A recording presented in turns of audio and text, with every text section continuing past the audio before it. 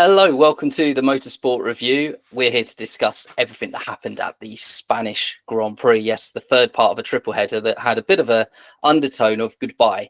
Yes, because we had the Imola Grand Prix, which has obviously lost its place on the contract, on the calendar. Had the Monaco Grand Prix, and everyone suggesting that ought to lose its place on the calendar. And then we had the Spanish Grand Prix, which, although the Spanish Grand Prix won't be off the calendar, it won't be at Catalunya, I believe, that anymore. It will be at the Madring following 2027. So one more race at Catalunya. So it was a bit of a sad goodbye potentially to the Catalunya circuit. But if it was its last race, it delivered much like Imola. So with me today to talk through it, fresh back from the Indy 500 and discussing the Indy 500 last week. So thank you very much for jumping in. Welcome back, Keith. How are you doing, Keith? Yeah, hi Perry. Thanks for having me back. It's a real pleasure. I now feel grounded. I'm back on terra firma, back in the UK. I'm ready to talk F1 as well as probably a little bit of Indy. But you know what? Moving to the mad circuit. We might be able to add some more to a mad circuit shortly. Yes, we'll get to that. A little bit of head loss. Yes, so just discussing beforehand how we go about discussing this. So I'm gonna go straight in with the first part of the race, the first 59 laps, where we got to see a great strategy battle, lots of talking points about pace. We'll talk a little bit about flexi wings. Sorry, yes, we will delve into that a little bit. It's a little bit technical, but it's very important. It's a big story. And then finally, towards the end, we'll unleash on that chaos that finished the Grand Prix. So to begin with, we've also got to start with qualifying, how the weekend went there. And as I say, we're going to get to the wings themselves, but I think everyone was hoping, expecting that the gaps were a bit smaller. And instead, McLaren go and put in a 1-2, the biggest gap so far between first and second. So yeah, game on, I think.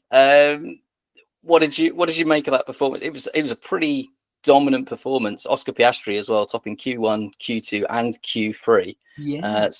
What did you think of that? What did you make of qualifying? Well, I think it was fantastic. I was watching from Friday, from free practice, 1, 2, 3 and into qualifying. And it was very clear that we did have some pace and our cars had the legs to do this. I mean, it was really interesting to see that Lando and Oscar were swapping fastest laps at those times. And then, of course, we moved into qualifying. And yeah, Oscar really he was on point. Lando was really, really fast. I know that he bottomed out a couple of times in the run up in the free practice 3. So I think probably those different lines came into play. But yeah, and the smoothness of the driving. But what a qualifying session. And yeah, and we will be talking wings because, you know, everybody else had a bit of a flexi wing on. And wow, what can we say, Perry? They weren't catching us, were they? No, sorry to anyone that thought that the pace would be a little bit closer. Perhaps when we get to the next race at Canada, it suddenly changes. But I mean, on the face of it, it certainly looks like it's much the same as it was. You could never rule out Verstappen. I was still watching those sessions. We've seen this before, haven't we? Weekends this year where McLaren looked dominant, they looked the team to beat, and then up pops a Russell or a Verstappen or someone to jump ahead of them and at least make it closer. So all the way through, even up to Q3, I was still thinking this might not be job done. We've still got work to do. And then yeah, that lap, absolutely phenomenal by Oscar to secure pole from 2 attempts from his teammate. So yeah, very good performance. Getting that front row lockout, Perry, is something that we wanted for so many years when we weren't even getting 7th and 8th in qualifying. So to be up there now and to lock out that front row it's really quite good, isn't it? It makes us feel really sort of empowered as much as we know our car's got the legs and you know, all bar a mechanical breakdown or an accident, we should be good to race and race hard. And we saw that come to fruition. We actually saw that even when Lando did drop back into third, it didn't take him long before the pace was back up and he was using that car. But as you said, we can't write off anybody in qualifying because a little bit of an engine turn up, you just never know what might happen because it's going to be different to race pace, isn't it? As we know that qualifying is very different to race pace. And of course, they're running on empty and some of them would be on fumes just to make sure they're even lighter. So, yeah, we never underwrite anybody during qualifying. That's true. And I mean, that's where McLaren have said their weakness is. They've got this inherent underlying issue where they said when they take the fuel out and they go for the low runs, that's when the car doesn't quite work as well. And it's when the fuel gets put in at the start of the race, that's when they're at their peak advantage. So, I mean, we talk about 2 temps across the grid, and I want to go all the way to the back of the grid here. Unfortunately, I want to talk about Yuki Tsunoda a little bit in qualifying. 20th. I mean, they're never going to be happy with that. We're not expecting them to be happy with that.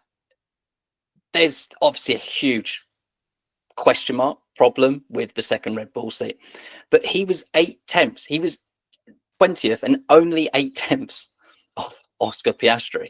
So, I mean, the margins are so close. We know that the rules are changing next year. This is the last year of the regulation set, and the cars just get closer and closer, and we are talking very fine margins. So again, just to reiterate, that 2 temps is a huge gap to have opened up in your teammate. But yeah, Yuki Tsunoda, what did you make of that? You see him 20th and you think, is this a one-off or is this the problem going back?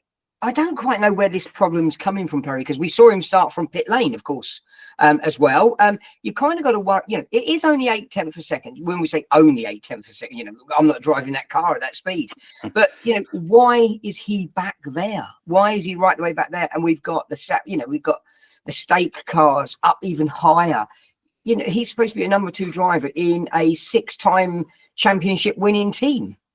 So what is the problem with that car? What is it that they can't drive? Is that car really and truly built around one driver? Because that's what we've been hearing through other people that jumped into that seat. Is it built around one person? Is it built around that strategy? I don't know, because we go back a few years, Perry, when we know that Lewis was really poorly when he was driving for Mercedes. George jumped into that car. And it was right up the front. It was like, well, hang on a minute, where's George come from? So, we know it's not standard where they're building a car around one person. You're probably thinking, where's this going, Keith? But where is this going? Why is it that the second driver is not being able to perform the same as the number 1 driver? And of course, he's not got that backup. He's not got anybody to shut the door to sort of like help them close up those gaps. So it's a challenge. It is a challenge for them all. And why was he down in 20th? Why not 10th? Why wasn't he in Q3? I mean, come on. These are the things we used to ask the question when Perez was there. And yeah, absolutely. Perez was at the opposite end of his career. People were just going, oh, he's just past it. But now I'm sort of looking with him linked to the Cadillac drive as well for next year, thinking, actually, that could be a chance for him to come back and go, I wasn't done with F1. Look, you ousted me too soon. Yeah. Who knows? Yeah. Who knows? He could come out and go, look what you've lost out on. And then we can all be sitting there going, woo, look at, So what is that underlying issue? What is it that they're not telling everybody? Why doesn't that car perform? Well, as a bit of a hint to later and talking about the other Red Bull seat, perhaps it was Verstappen magic again. And we're going to talk a lot. Oh, well, I hope. Certainly one half, we're going to talk a lot about how brilliant Verstappen can be, and I wonder if qualifying is one of those times. So maybe you're just relying on that Verstappen brilliance that he can get those extra 6, half a second, 6 temps to put, the difference between 20th and 3rd place on the grid. So perhaps it was that. So let's talk about the start of the race then. So Verstappen's put it 3rd. I would argue that 3rd is a better, with such a long run into turn 1 here, that 3rd's probably a better place to start than 2nd. Definitely. And he made it count. He got ahead. He attacked Piastri straight away. Very aggressive. The Verstappen that we know, that will just, as Rosberg said in the commentary, he sees something ahead of him and he goes for it. There's no quarter given with Max. If he can fight for something, he'll go for it. So, yeah, when you're watching those opening exchanges, especially when he got within DRS of Piastri, what were you thinking on that pace? Were you thinking, he's got something here, or were you thinking something else? Well, I'm going to be honest with you. I think you're absolutely right. I think third place is by far better than second place because of that long run. And we saw that with Lando getting, I think he was tactical as well and he didn't want to crash the car. I think that was very clear. But I think that Piastri had him in his mirrors. I don't think that Piastri is as phased as many other drivers. And his attitude is, well, go on then, because I know what's underneath my right foot. And as soon as he started to bring that up, he then started to pull away. So he was saying, look, I'll match you. I'm going to control it from the front. But if you push me hard, I'm going to match you, and I'm going to take it away from you. So I think there was some very tactical driving there from Piastri. I think Oscar played a really good trump card there, where he just held that power back, and so he didn't kill his tyres, but said to Max, "If you want this, you better work for it because I'm not giving it away." And I think that's how we evolved into those few laps where we started to see things start to stretch out and those gaps coming. Yeah, absolutely. And as we know now, he was going for a free stop strategy. So he's probably thinking, I can take a little bit out of my tyres here, whilst McLaren were obviously playing a longer game and brought the tyres in slowly, gradually. And then once you got about 6 laps into the race, Norris was then like, okay, my tyres are right where they need to be. And he got the move done. And again, a nice move from Norris, who's I've been stood here sort of saying his racecraft at times can be a bit, after you. And I thought he's going up against Verstappen, he's got to make the move. And there was, I think, one lap where he showed his nose, didn't really make the move, but backed out of it. Again, something he's not done at times this year, where he's left his nose in a bit long or gone for it when a gap wasn't there.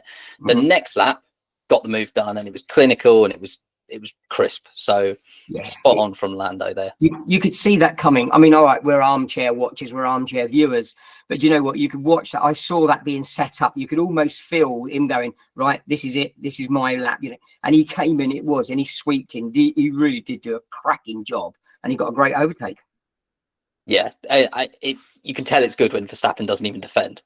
That says everything. That just knew. That says everything, doesn't it? That just says, do you know what? You got me. Yeah. So that set up quite nicely, because then straight away Verstappen then goes, I'm going to pit now, and McLaren don't jump, don't falter from their plan, and suddenly we've got a brilliant strategy battle.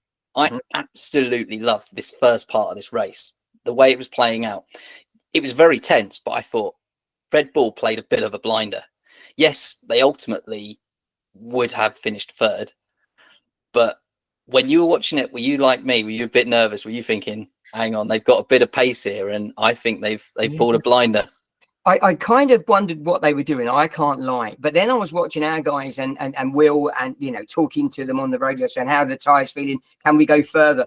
And, you know, and our lot were going, yeah, we can do this. And I'm thinking, hang on, Max's have gone off and he's gone in, and you're going, yeah, we can do this. And that's when I started thinking, we're playing the long game here. We're going to stretch this out and make sure that we can really then go back to Max. If he does take us because he's changed, we're going to have something to come back to him at. And of course, it did play dividend in the end, because they'd used up all their tyres, as we will talk about near the end.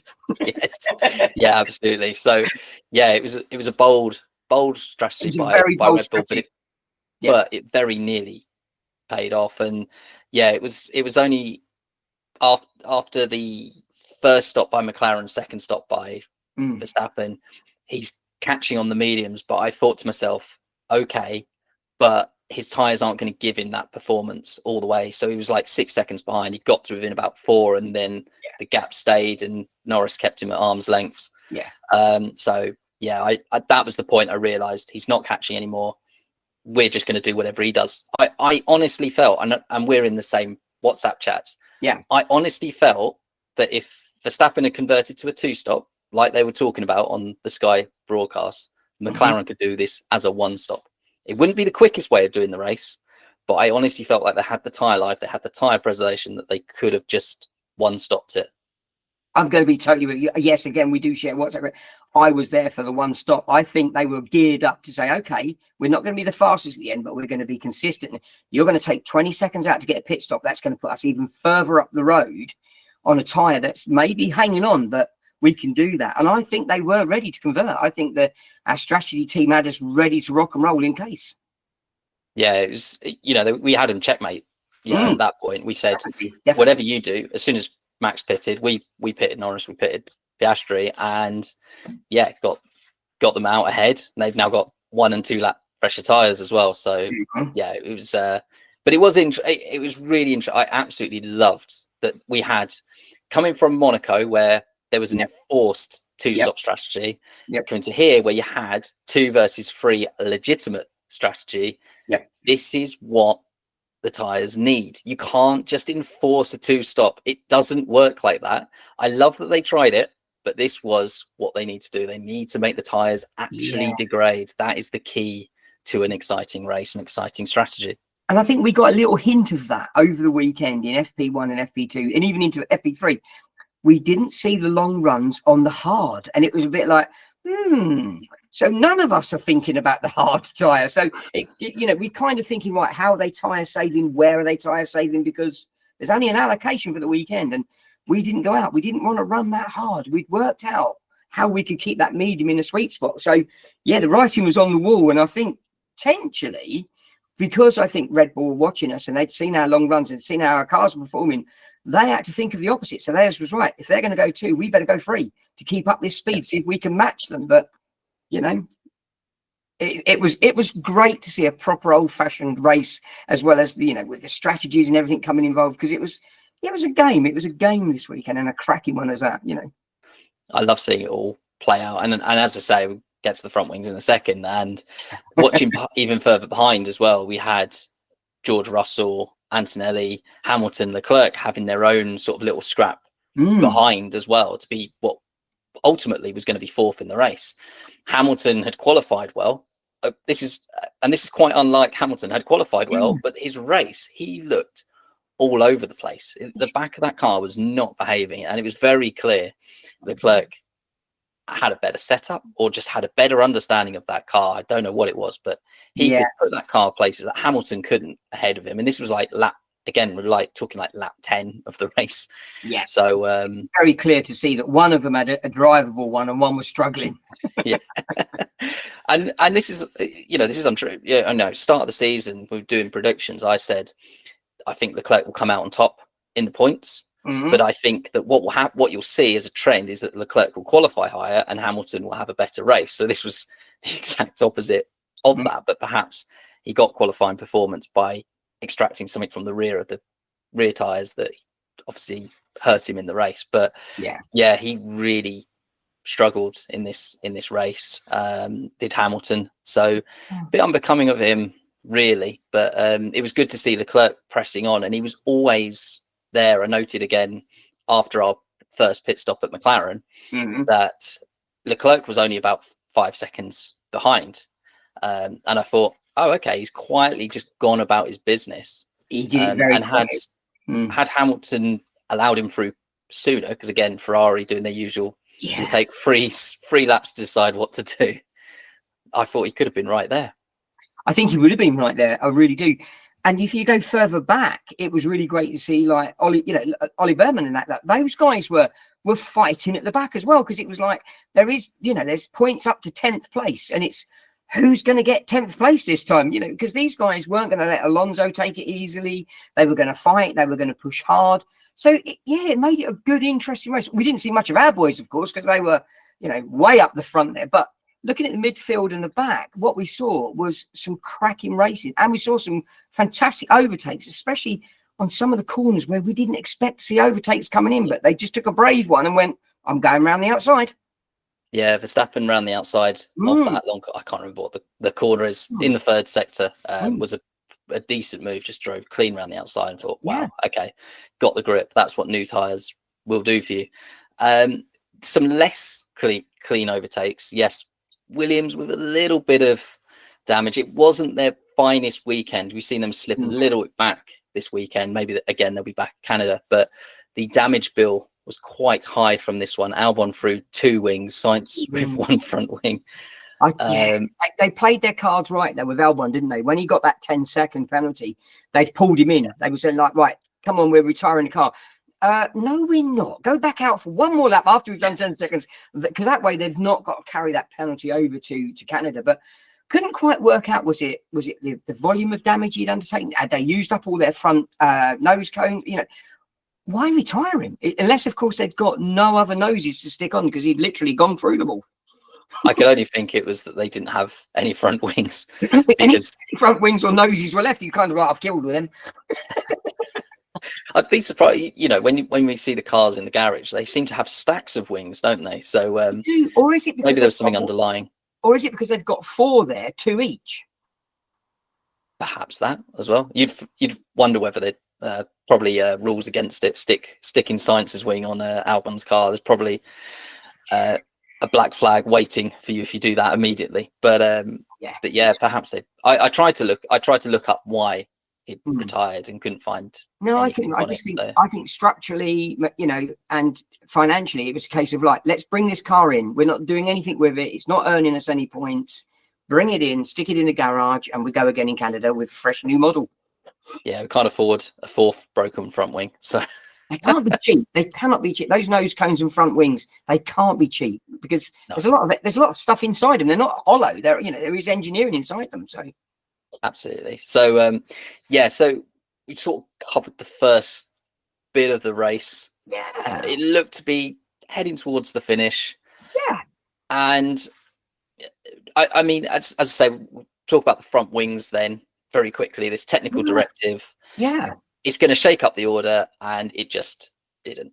As we know, McLaren was still the quickest car, the car to beat, and I was going to say Mercedes, Verstappen sort of second best. Red Bull, we don't know because of Wes Tsunoda. It's much the same. And are you like me? Do you read all the background into it, all the technical directives? Do you read all of the documents that the FIA put out as well? Oh, you're going to absolutely make me confess to being a geek now, aren't you? Reading everything. Yes, of course. Well, I said I did, so no, I absolutely do. And I think then, because of this, I think Zach would have been sat on that wall somewhere, and I think you'd have heard the big chuckle in the background going, well, we told you so. Because he was convinced we were doing something illegal. I mean, I thought McLaren were really clever. So I believe it's on the Thursday. All the teams have to put a document out that says, what have you changed for this weekend? And 9 teams had changes. 2 of those teams didn't include front wings.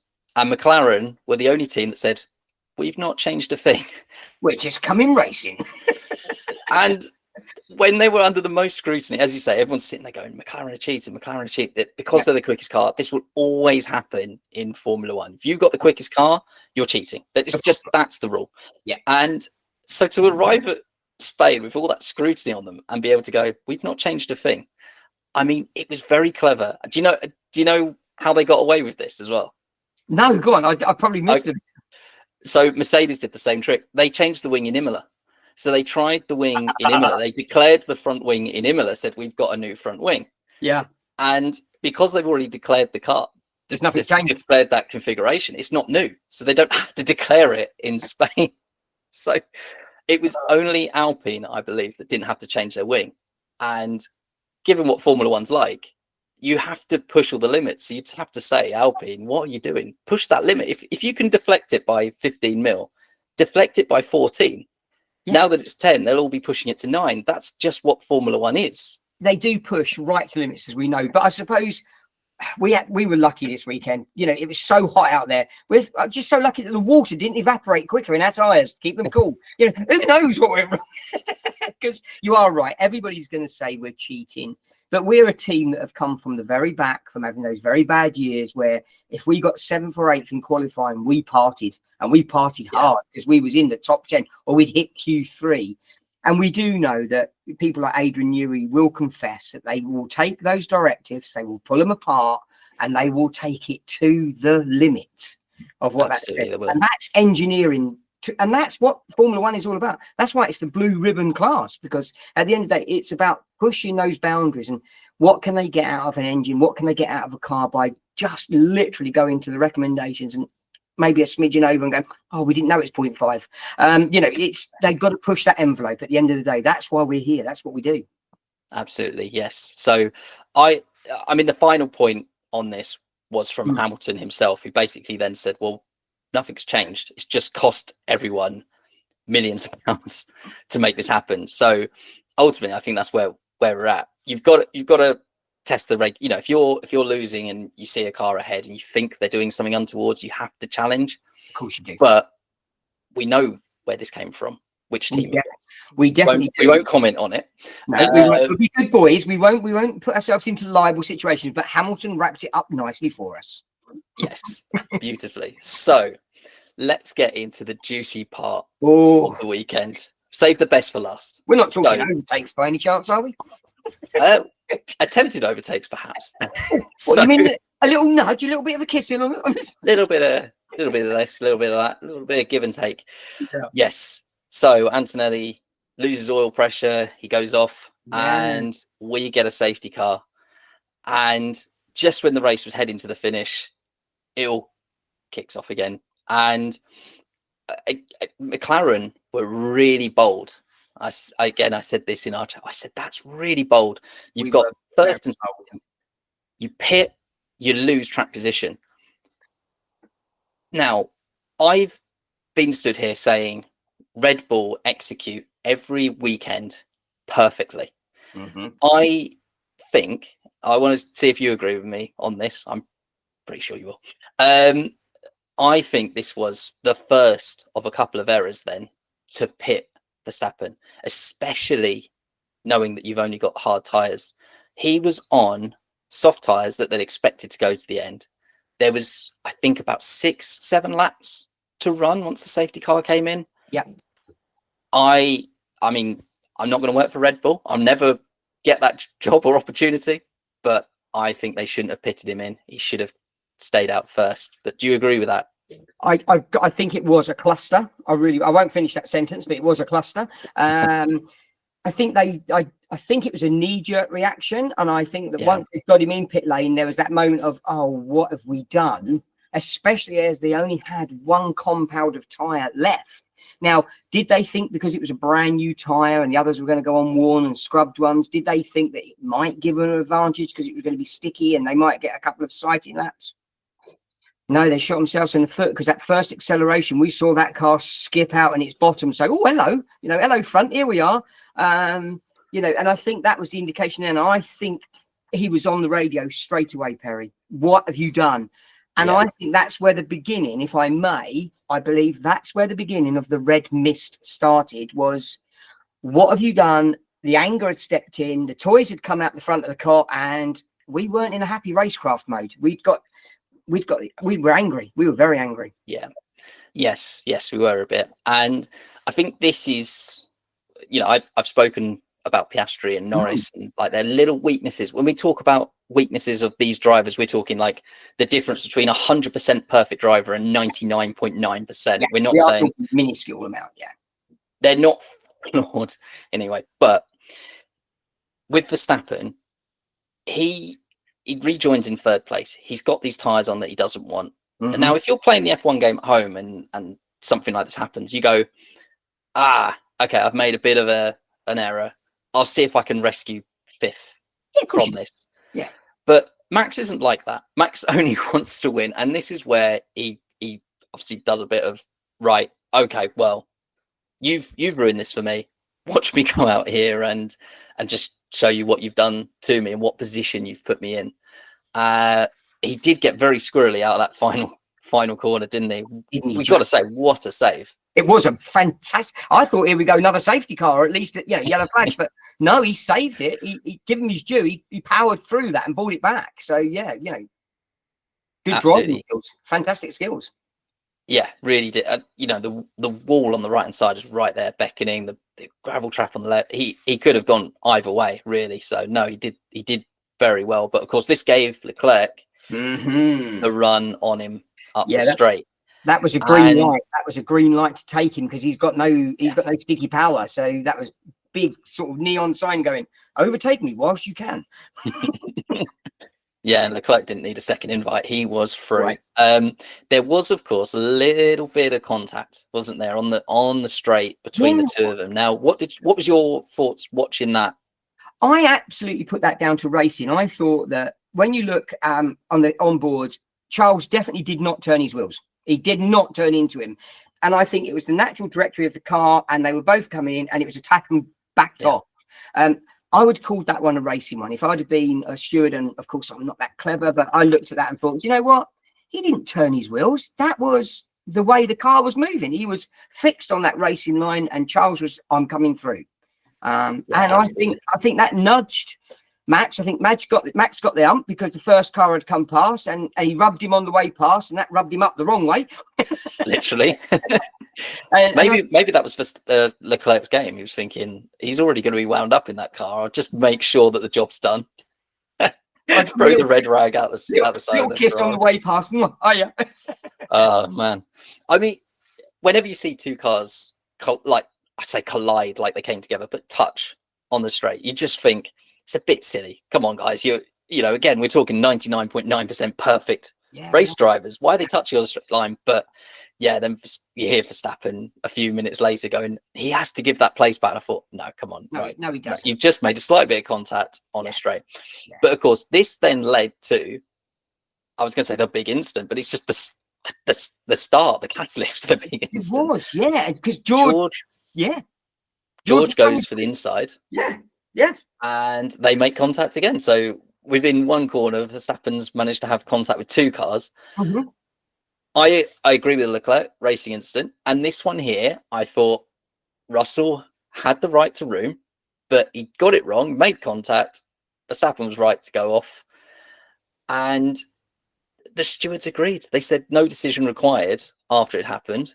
Mm-hmm. But unlike Red Bull, this is their second mistake. They say, you've got to give that place back to George. Yeah. I mean, do you know what the name comes to my mind right here? Jonathan Wheatley. Yep. If he was still at Red Bull, he'd be saying, no, carry on. I just have a feeling, because he said the same after Jeddah this year. He said, I would have done things differently when they didn't give the place back to Oscar at turn one. He said, I would have done it differently. I think they're starting to show those big names that they lost last year. That was a bad call, I think, to tell a driver that, again, you've had the Leclerc winding him up, you've put him on hard tyres, and now you're saying, yeah, give that place back to George as well. You can almost feel his blood pressure popping. You know, his forehead would have been expanding inside the helmet with pure rage. So, and then to do what he did, that was so blatant as well, and in front of everybody on national TV, everybody watching. That was very blatant, and I do believe a lot of people were going, whoa, hang on a minute. Even if you're a Max fan, I've seen a lot of Max fans going, that was a bit naughty. You know, it really was. Just 10 seconds for that. Let's get into that. So, yeah, they did very well. They put the question to Anthony Davidson at the Sky Pad. They said, do you think it was deliberate? And he spent about 30 seconds basically saying, oh, well, with all the video evidence that I've got, I can't see that there's any way that he did it. Basically, yes, Anne, you did say that. But he wanted to be absolutely clear that he wasn't just going, Verstappen's guilty. Unlike Rosberg, who just went, yeah, it was deliberate, black flag him. He did say that rather a lot. So the penalty itself, I did a little bit of digging. Yeah. Because every incident is different, obviously. Yes. Of course it is. You don't see too many cases where the track is live, it's a green flag situation, they're allowed to race, and you see a crash like this and go, well, that was deliberate. They mentioned on the broadcast Azerbaijan 2017, Vettel and Hamilton, and they got it wrong. They said, it was a 10-second penalty on the broadcast. I went, it's fair then. It wasn't. It was a 10-second stop and go. That's driving and stop for 10 seconds. Yeah, it was a stop and go. That's, apart from the black flag that Nico Rosberg was waving out the commentary window, the harshest penalty that they can give. So you've suggested 10 seconds was lenient. I think it was very lenient. I would have preferred to see a stop and go. Yeah. So you think stop, go, not drive through for that? I personally think a stop and go would have been more appropriate, especially when we've seen stop and goes for something a lot less, even if it's only for 5 seconds, but we've seen a lot less. I know he's got a driving point on his license, which gives him 1 more point left, or that's him sitting out a race. So he's obviously going to be very aware of that now and wind his neck in somewhat. And be, but yeah, I do think when I look at what George got for impeding last weekend, and getting punted off, and you get the same 10 seconds. It just doesn't sit comfortably. I believe it either a drive through or stop and go. Drive through would have been the lesser of the two, but stop and go is what I believe. And I'm not obviously rule maker, but I do believe we've seen a lot less for 5 second stop and goes than that. I mean, that was a live track at very big speeds. I felt like they were a little bit like, they reviewed it, they saw that it was wheel-to-wheel contact, and when we can't be sure it was blatant, even though it was definitely blatant, and they went, oh, no one really came off too negatively, and George is through ahead now, so we'll just give 10 seconds. And that's the wrong way to do it. This is motorsport. Yeah, and also I think if you're not careful, that sets a precedent for others. They go, well, if that's what we can get away with, then I'll do that for 10 seconds. Absolutely. And that's what I was going to say. You know, motorsport is very dangerous as a sport goes. You can't go using your car as a weapon or as something to send a message to another driver. You cannot do that. And I think that was very, very lenient. I know I'm not going to jump on the hate bandwagon. People go, oh, it's because it's Max. It was only that. No, I think it was a bad call. And I think they know it was a bad call, hence the extra point on the license. I think that actually they know that was a bad call. Yeah, I that's where I would go. Whatever the sporting penalty was, you know, 10 seconds, 5 seconds, whatever it was, I almost go, that's secondary to the fact he should have to do like volunteer. You know, when Vettel spoke up against Charlie Whiting, Max Verstappen and Horner have spoken up against marshals before. I think in Qatar, Horner said, "Oh, that guy is an idiot, and he had to do a voluntary service." Yeah, I feel like that's what it should be the punishment here. You know, to say, look, you cannot go and hit someone on purpose like that. I know it wasn't as extreme, but it reminded me very much years back. And I'm going to show my age of racing now. I really am. In the days of when Schumacher took out Damon Hill to make sure he didn't get a championship. And it was the same sort of move. Okay, not quite as extreme, but you could almost feel his attitude. Well, if I'm not getting through, nor can you. I'm going to take you out.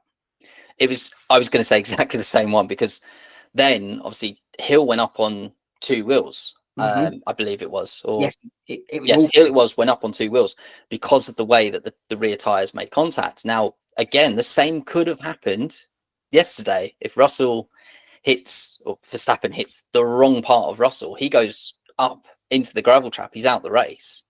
The 10 seconds isn't going to cut it then. But it's just the fact you're throwing people in danger. You know, you're putting a car where it shouldn't be.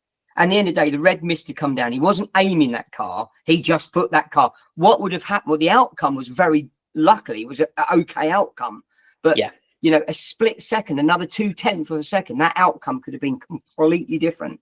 And we could have been talking very, very serious injury. Worst case scenario, we could be talking fatality. How do you then justify that, especially to all the people that are watching? There's all these youngsters watching, aspiring to be a race car driver. Maybe we should take Lando's opinion. Maybe he should stick to Mario Kart. Who knows? Oh, you heard that. I'm not supposed to mention the Mario Kart. Yeah, it's I'm very aware with 2 McLaren fans that haven't spoken highly. I mean, I go back and listen. I have spoken quite highly of Verstappen. I've said about his brilliance, Japan. Just to try and be completely clear here that we're not on a witch hunt. That normally, I try and be very, very impartial where I can be. Very impartial towards McLaren, but very impartial. I mean, I am clearly papaya passionate. Everybody knows that. But at the same point, I still love good driving. You know, I was at the beginning of the season, you and I were talking, and I was rating Ollie, saying that young man has got an amazing career ahead of him. You know, to see Kimi's engine blow, we haven't seen a Mercedes engine pop like that for a long time. There's a great talent there. And we do see that talent in Max, but we also see that little bit of petulantness come through. And it goes back to those years when Max was first starting out, and we used, you know, his nickname was Max for crashing in them days, because that's what he did. And I think every now and again that red mist comes out, and we see the old Max, unfortunately, when things are not going his way. Yeah, I've said that before. This is the Max we want to see. This is the Max we want to see. And even in this review, saying, this first 59 laps, this was the Max we want to see. Yeah, He was phenomenal. He was driving on, he was really hunting down. He was really aggressive. We saw some cracking racing, and we're never going to knock cracking racing. Absolutely not. And then it just takes a split second, and I think we're back talking like this. Yeah, and he's come out today as well and said, like, apparently he went to Red Bull, said he's sorry after the race. Apologized to his team. He's done an apologize on Instagram as well today. So we're not even sat here going, look, we think it's deliberate. It was deliberate. And he knows that by doing that, those apologies. But even the fact that, though, Perry, when he went to the pit, when he was in the pit, he was asked about it politely, and whoa, his answers were, for somebody that's done social media training. I know that she also asked very similar questions of Lewis, and Lewis said, look, what do you want me to say? I've had a bad day. And at least he was honest, and he did say, look, I'm sorry, but I've had a bad day. Whereas you could tell Max wasn't going to say a word. If you're a person that can read body language, and that paraverbal skill, everything he was not saying, but what he was saying was evident to everybody. You could see it, and you could almost tell he was forced into the pit and going, I don't want to be in this pen. I don't want to be talking to you guys at all.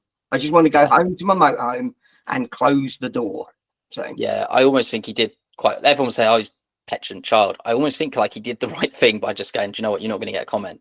Yeah, he probably to say no comment, and ironically, probably did himself a favour. Yeah, he probably did himself a favour, because he might have gone off a little bit too much, and then that would have really hampered onto him the outcome. Yeah, digging yourself a hole, very literally, in the literal sense. Don't make the situation worse. So it's so tough.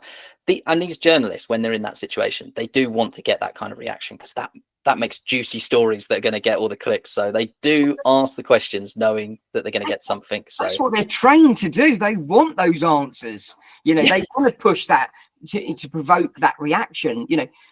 And I think if you go back to our own team, when they said when he's back Mario Kart, he was so quick to go, yeah, I had a great car today and everything was working well. He didn't answer it. He just completely said what he should have been saying is, thank you for asking me about my day today. And I thought that was equally as clever, because what he said is, I'm not going to get caught up in this play of words. I said it, I shouldn't have said it, but you know what? Let's just move on. And it was so quickly done. It was perfectly done. He should have got an award for that. Very well drilled. These drivers in the right mindset, in the right condition. Right. So I think we've spoken about the Spanish Grand Prix. I think we've covered just about everything. I guess one quick mention for Aston Martin. Alonso had a half decent mixed up and down weekend, but of course we've got to talk about Lance Stroll as well. What do you make of that situation? That was quite strange, wasn't it? So after qualifying, he goes, I can't race tomorrow. They can't replace him because you have to replace them before qualifying. And he's been suffering this for 6 weeks.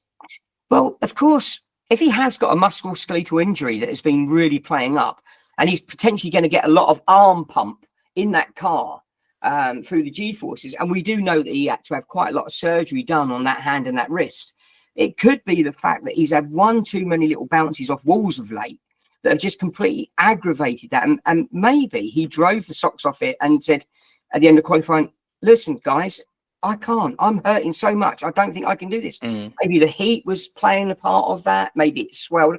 I don't know. A lot of us could easily go, wow, it's because he wasn't going to qualify, so he bailed out. And Daddy said, oh, go on then, have a nice little rest. But no, I'm going to give him benefit of doubt here and say if that was hurting and he'd got serious arm pump and he couldn't hold on the steering wheel, a very tough decision to make, but probably a very safe decision to make, because he was less of a accident waiting to happen. So, and let's see what the surgeon does for him, bless him. Let's see what the surgeons say, and what credit where credit's due. If he pulled it because it was true, that was quite a tough one, because he gets a lot of bad press, bless him. So if it was true, good on him. Good on him.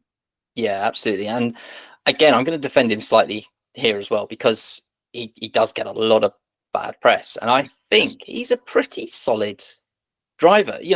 He's no Mazepin. He's got points this season before Alonso. Alonso's got to play catch up. We know how good and how solid Alonso is, but Stroll's been the one delivering this year. So there's been a lot of pressure on him. He's obviously in his dad's team, so there's always, he could go and win 5 races in a row and people go, yeah, but it's only because your dad made your car for you. They're going to do all that silliness, aren't they?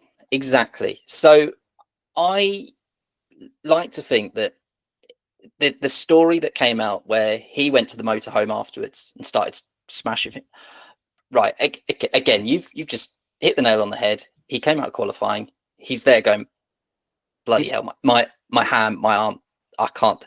You would be frustrated. Absolutely. You would want to fight. People going, oh, he's bashed a table, bashed a wall, and that's what's caused the injury. Like, again, don't jump to conclusions. It's probably the other way around. He's annoyed that he's not going to be able to race. The next race is his home Grand Prix. Yes, exactly that. And that's where his family, his friends are going to be. And I'm going to be honest now. I'm going to stick up for him. Bless his heart. I'm going to, being a disabled person, being a full-time wheelchair user and having very limited use of my arms, I can't even cut up my own food. Every night, my wife, bless her, she'll cut up my food, and I'm watching hers go cold because she's cutting mine up. And I'm going to be the first person to say, yes, I have thrown my toys out of my cot on more than one occasion through pure frustration because my injuries and my illness are holding me back. I can't do what I want to do because of these damned injuries. And if he's got out of the car and he's hurting so bad, would I have cleared a table off in the motorhome and wiped all the glasses out? Oh, I would. And I'd have had a full case of Tourette's as well, which everybody would have heard, because I would have been so fed up that I've tried and tried and tried, but I can't do it. My home Grand Prix is around the corner. My friends, my family are coming, and I'm going to be sitting this one out because I just can't do it. And then he's got to admit to himself that, do you know what? I can't do this.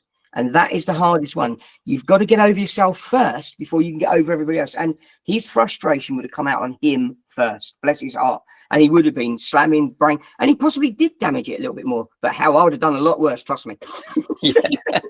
Yeah, we'll forgive him for that, definitely. Definitely. The 10 mil spanner is going to go missing anyway, so you might as well throw that for a while. I'd have run somebody over in my wheelchair. Someone else would have got run over, trust me. So yeah, we'll hope to see him at his home race. I don't want to see anyone miss their home race, not for the driver, but also as you said, the fans, the family that are there to see him. There's a Lance Stroll stand, and if they're all there watching Drugovich, great for Drugovich, obviously. That's not their guy. That's not the one they want to see in the car. I'm hoping with the medical care that they've got and the great contacts that they've got as a team with physios, etc. What I'm hoping is they can do whatever they can do to make him comfortable. Let's hope he goes out in free practice one, having had steroid drugs or whatever they've done, and say to him, how does it feel?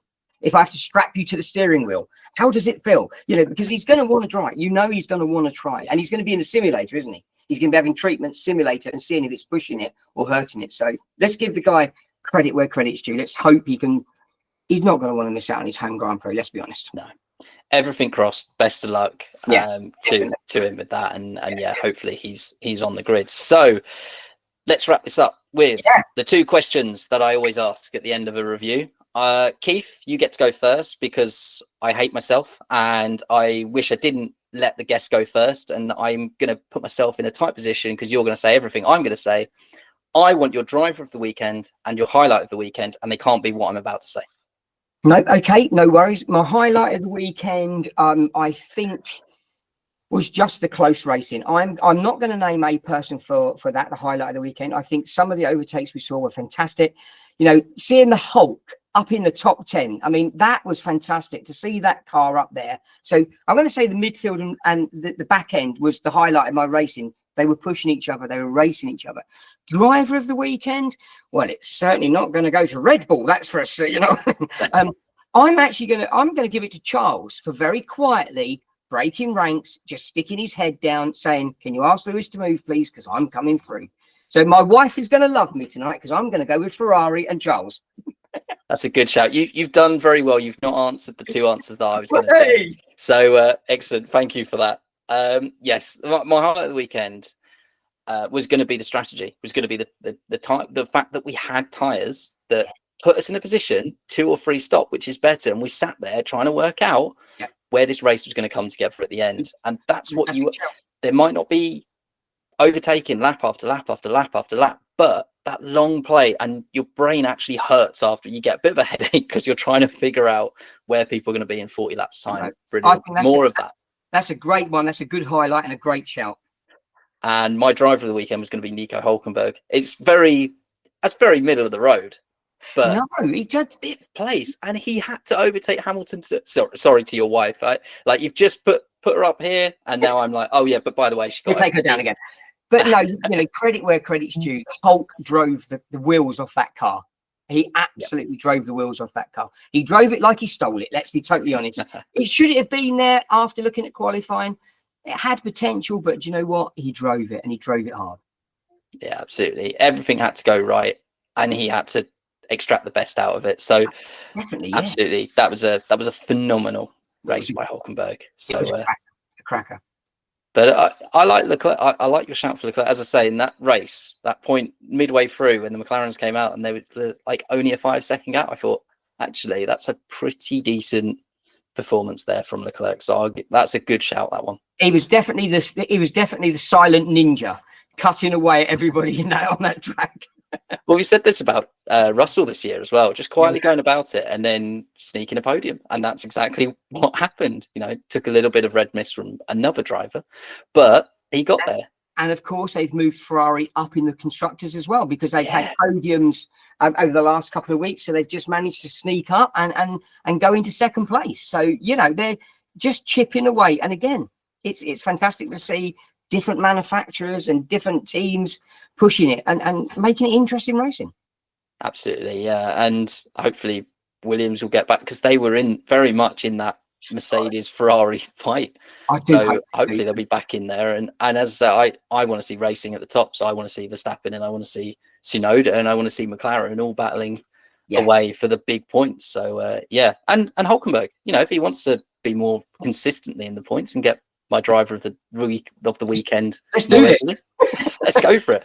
Keith, thank you so much for joining me. It's been an absolute pleasure as always. Thank you for having me. No, thank you for joining. This has been the Motorsport Review, talking about everything that happened across the Spanish Grand Prix. Sorry it's gone on for 2 hours again. I'm going to get better at one day at keeping this down to half an hour, but who can blame us? There's a lot happened. So whatever you're doing, I hope you have a brilliant day, and hope to hear you soon. Bye-bye.